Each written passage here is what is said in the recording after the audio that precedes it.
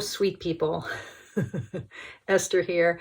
And I just wanted to hop on quickly and make a very brief video because I'm very, very delighted and touched and just honored. So 7 Stars just sent me a copy of her Sola Busca Revisited number 3.0. Okay, this is the new and improved version of her deck, which I've already talked about because I had a copy of it from her a little while ago. But she came out with a new card back, which is perfection. It's just gorgeous. The colors are perfect. The design is beautiful. It reminds me of a prayer rug, which is totally a weird thing to have on the back of this 1491 this hybrid version of this 1491 classic deck, except that when you think about it, tarot would not have existed without the blending of the Islamic influence in playing cards in the form of the Mamluk tarot, Mamluk playing card deck, and the European Italian humanist influence of the allegorical imagery that we find still in the major arcana. So, a prayer rug, that impulse. I don't even know if that is actually where this design comes from, but that's what it reminds me of. Anyway, it's perfection. And she also sent me, and this is just a gift to me because she's lovely. She also sent to me the linen version of this deck, which my very first copy of the original Sola Busca was in linen, and I really liked it. I loved it, in fact. But I'm quite enamored of plastic decks. So when I got the Sola Busca Revisited 3.0, I got it in the plastic playing card stock or printer studio stock. And I love this deck. I love the heft of it, but I don't love the backs. So what to do? These backs are perfect, and actually the linen is perfection as well. It just, it shuffles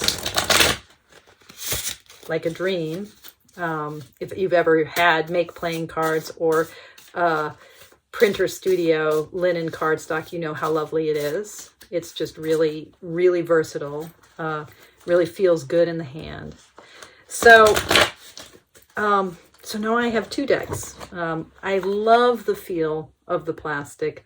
Not the hugest fan of the backs.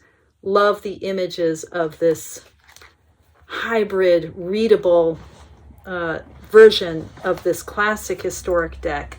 Love playing with it. I love what she says, for readers, not historians. Well, I think this is for those of us who are both readers and historians, and it becomes it's just an incredible tool. It's a workhorse deck for me, with a nod to Simon. It's definitely a workhorse deck. Okay, so I'm going to do now my first reading with my very newest addition to my Sola Busca family. Oh, I love these backs.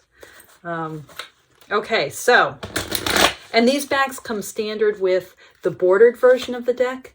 I think you can get it custom with these backs on the unbordered version of the deck, which is what I prefer.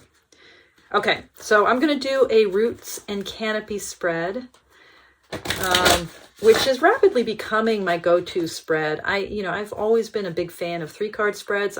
My Chariot spread has been with me for years. It's incredibly powerful, but there's something about where I am now in my life that the 2-card spread of the Roots and Canopy is hitting the mark.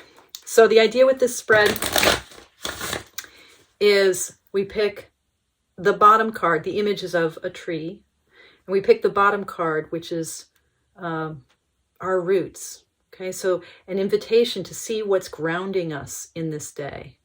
And this is a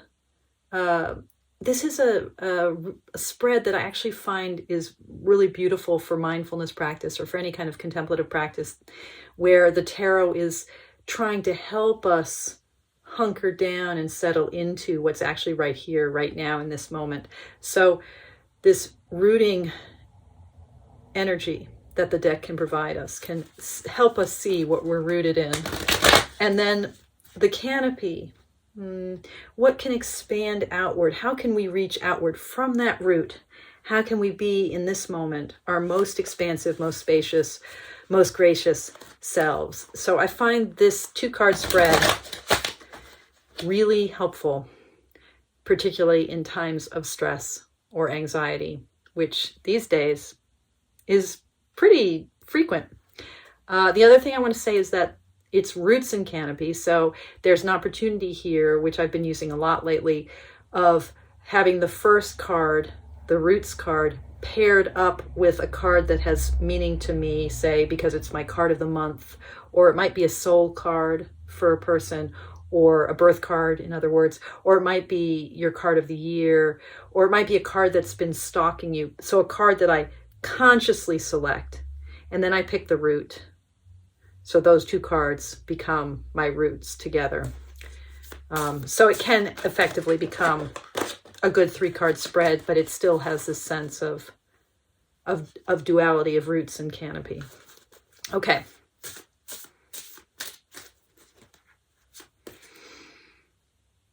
And I've also done this method a lot lately where I pick from the bottom, I shuffle, and then I pick from the bottom for my roots. Okay, so we have here the King of Pentacles, or of coins. That number here is a 14, and it's a little bit weird to read because Arabic numbers were brand new, or just really recently introduced in Europe when this deck was first developed. And so the way they drew those numbers look a little bit different from the conventions that we see today. Okay, so King of Coins, King of Pentacles, heir of earth, right? Okay, so that kind of wide and embracing, I want to use the word mastery, but this isn't so much about mastery, it's more about scope and reach of a real grounded place, right? That earth, but with that kingly, majestic, calm and broad-shouldered feel. So King of Pentacles as my roots. That's a pretty good root. And now I'm picking the top card. Wow. And so here I have the Knight of Cups. Wow, folks. Yeah. So King of Pence, Knight of Cups.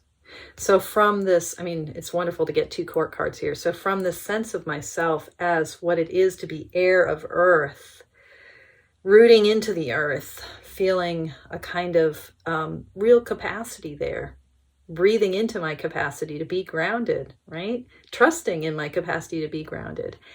And then, you know, for me, the Knight of Cups, I mean, this is one of my kind of, I want to say one of my identity cards, you know. I mean, sometimes I feel like Queen of Swords. Sometimes I feel like Page of Cups. But Knight of Cups is who I aspire to be, really. This Knight of the soul, right? Who just quests forth in full and deep awareness of her imaginative and intuitive and emotive spiritual capacity. So, wow, nice first spread for my brand new Sola Busca. Thanks so much, everyone, for your practice. Toodaloo.